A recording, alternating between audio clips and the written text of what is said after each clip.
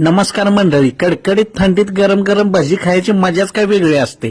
आणि ती पण आपल्या नवा रस्त्यावरली सुनील मात्रेंच्या शालिमार हॉटेल मधली गरम गरम भजी म्हणलं की विषयच नादखोळा. आता आपल्या भागात असा कोण माणूस नसेल की ही भजी खाली नसतील. एक प्लेट गरम भजी खाली ना तर जेवायची गरजच नाही.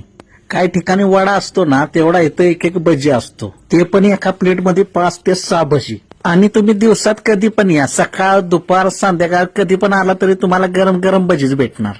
हे बघा, कढईतनं काढून प्लेटमध्ये ठेवेपर्यंत संपते. अशी गर्दी असते एवढी, कारण टेस्टच तशी वेगळी आहे ना. आत्ताच बघा तेलातून काढली तरी पण ते खाताना तुम्हाला तेलकट लागणार नाहीत, उलट खुसखुशीतच लागतात. आणि हा आमचा मित्र शंकर शिर्के इथे सर्व्हिस द्यायला असतो. त्याचं काम म्हणजे एकदम सुपर फास्टच. आणि हे आश्चर्य बघा, मी व्हिडिओ काढतोय बघून जरा चकितच झाले. काय नाव तुमचं? काय नाही. तर मित्रांनो, तुम्ही इथली भजी खालीत का, आणि खाली असली तर टेस्ट कशी लागते कमेंटमध्ये नक्की सांगा. धन्यवाद.